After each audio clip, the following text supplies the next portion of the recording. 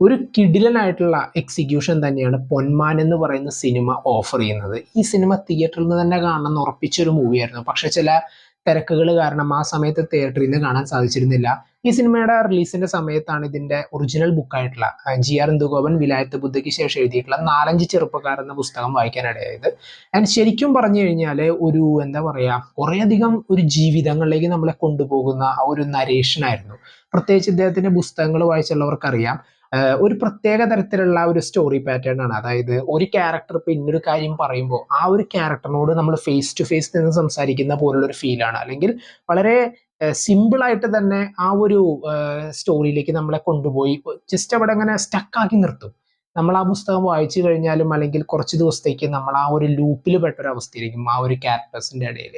And ഈ ഒരു സിനിമയിലേക്ക് വരികയാണെങ്കിൽ ഇതിലുള്ള എല്ലാവരും, പ്രത്യേകിച്ച് ജ്യോതിഷ് ശങ്കർ എന്ന് പറയുന്ന ഇതിന്റെ ഡയറക്ടറിന് വേണം ആദ്യം തന്നെ ഒരു കയ്യടി കൊടുക്കാൻ. അദ്ദേഹം ഒരു പ്രൊഡക്ഷൻ ഡിസൈൻ എന്ന് പറയുന്ന ആ ഒരു ഇതിൽ നിന്നും ഒരു ഡയറക്ഷൻ എന്നിലേക്ക് അദ്ദേഹം ശ്രദ്ധ കേന്ദ്രീകരിച്ചപ്പോൾ എന്താണ് വേണ്ടത് ഒരു സിനിമയ്ക്ക്, അല്ലെങ്കിൽ ഈ ഒരു സ്റ്റോറിയുടെ പ്രാധാന്യം മനസ്സിലാക്കി ആ സിനിമയ്ക്ക് വേണ്ട രീതിയിലുള്ള ഒരു ആംബിയൻസ് സെറ്റ് ചെയ്യാനും ആ ഒരു എക്സിക്യൂഷൻ സ്റ്റൈലും ഒക്കെ ഓഫർ ചെയ്ത് നല്ലൊരു കിടിലനായിട്ടുള്ള എക്സ്പീരിയൻസ് തന്നെ പ്രൊവൈഡ് ചെയ്തു. ആൻഡ് ഈ സിനിമയുടെ സ്റ്റാർ ആരെന്ന് പറയേണ്ട, എല്ലാവർക്കും അറിയാം, ബേസിലിന്റെ അജേഷ് എന്ന് പറയുന്ന ഒരു ക്യാരക്ടർ. ബേസിലിന്റെ അജേഷ് എന്നല്ല, അജേഷ് ആണ് ഈ സിനിമയിലെ ഹീറോ ആണ്. ഹീറോ എന്ന് നമുക്ക് ശരിക്കും പറയാവുന്ന ഒരു ക്യാരക്ടർ തന്നെയായിരുന്നു. കാരണം തൻ്റെ ജീവിതത്തിലത്തെ ഒരു മെയിൻ ആയിട്ടുള്ള ഒരു ഇഷ്യൂവിനെ എന്ത് ഫേസ് ചെയ്തിട്ടായാലും അത് സോൾവ് ചെയ്തേ അടങ്ങൂ എന്നുള്ള ഒരു ചങ്കൂറ്റത്തോടെ പല കാര്യങ്ങളും ആൾ ഇറങ്ങി പുറപ്പെടുന്നതൊക്കെ ശരിക്കും പറഞ്ഞു കഴിഞ്ഞാൽ എങ്ങനെയാണോ പുസ്തകത്തിൽ എക്സ്പ്ലെയിൻ ചെയ്തിട്ടുള്ളത്, അല്ലെങ്കിൽ എങ്ങനെയാണോ വിശദമായിട്ട് കൊടുത്തിട്ടുള്ളത്, അതിൻ്റെ ഒരു എസെൻസ് എവിടെയും കളയാതെ വളരെ നീറ്റായിട്ട് തന്നെ പ്രസന്റ് ചെയ്യുന്നതാണ്.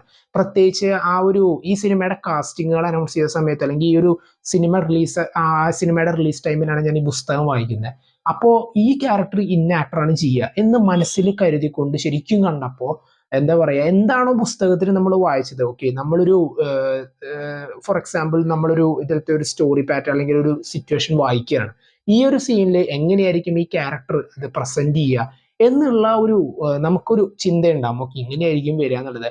അത് സിനിമ കാണുമ്പോൾ എവിടെ പോലും ഒരു മിസ്സിങ്ങും വരാതെ നല്ല കണ്ണിങ് ആയിട്ട് തന്നെ പ്രസന്റ് ചെയ്യാൻ എല്ലാവർക്കും സാധിച്ചു. പ്രത്യേകിച്ച് മരിയാനോ എന്ന് പറയുന്ന സജിൻ ഗോപുവിന്റെ ക്യാരക്ടർ, ആ ഒരു ഫിസിക്കും ആ ഒരു ക്യാരക്ടർ എന്താണോ ഡിമാൻഡ് ചെയ്യുന്നത് അതൊക്കെ നല്ല പക്കയായിട്ട് തന്നെ സ്ക്രീനിൽ കൊണ്ടുവരേണ്ട ഇതിലത്തെ ഓരോ ആൾക്കാർക്കും സാധിച്ചു. പ്രത്യേകിച്ച് ലിജോ മോളുടെ സ്റ്റെഫി ഗ്രാഫ്, ടെറർ ബ്രൂണോ, അതുപോലെ ശർമ്മ, ഇങ്ങനെ അങ്ങനെ എടുത്ത് പറയേണ്ട ഒരുപാട് ക്യാരക്ടേഴ്സ് ഉണ്ട്. അതൊക്കെ നല്ല പക്കയായിട്ടാണ്. നമുക്ക് പക്കാന്ന് വെച്ചാൽ നമ്മൾ ആ ഒരു സ്റ്റോറി എങ്ങനെയാണോ മനസ്സിൽ കണ്ടത്, അല്ലെങ്കിൽ ഓക്കെ ഈ ഒരു കഥ വായിക്കുമ്പോൾ നമ്മൾ വിഷ്വലൈസ് ചെയ്തിട്ടുള്ള ചില സീനുകൾ ഉണ്ടാവും, അത് അതുപോലെ തന്നെ ആ ഒരു ആംബിയൻസ് എവിടെ പോലും എന്താ പറയാ ഡിഫറെന്റ് ആവാതെ, ഒരു വ്യത്യസ്തമാവാതെ കറക്റ്റ് നമ്മൾ മനസ്സിൽ കണ്ടതിനെ തന്നെ കൊണ്ടുവരാനായിട്ട് ഇതിന്റെ മേക്കേഴ്സിന് സാധിച്ചു. ആൻഡ് ഇതിന്റെ ജസ്റ്റിൻ വർഗീസിന്റെ ആ ഒരു BGM ആയാലും ശരി, ചില സ്ഥലത്ത് വളരെയധികം ഒരു ടെൻഷൻ അടിപ്പിക്കുന്ന ഒരു BGM ആയാലും, സെന്റിമെന്റൽ ആയിട്ടുള്ള ഒരു സോങ് പ്ലേസ്മെന്റ് ആയാലും, അല്ലെങ്കിൽ ആ ഒരു സ്റ്റോറിക്ക് വേണ്ടത് എന്താണോ അത് പക്കയായിട്ട് അങ്ങനെ അങ്ങനെ ഓരോ സ്ഥലങ്ങളിലും കറക്റ്റ് ആയിട്ട് നമ്മളിങ്ങനെ പ്ലേസ് ചെയ്തിട്ടുണ്ട്. ഇപ്പൊ ഒരു കേക്ക് നമ്മൾ നോക്കുകയാണെങ്കിൽ അതിൽ മുകളിൽ ചില ഫ്രൂട്ട്സും നട്ട്സും ഒക്കെ നമ്മൾ ഇങ്ങനെ പ്ലേസ് ചെയ്യും. അതുപോലെ തന്നെയായിരുന്നു ഈ സിനിമയിൽ മൊത്തത്തിലെ ഈ ഒരു എക്സ്പീരിയൻസ് എല്ലാം.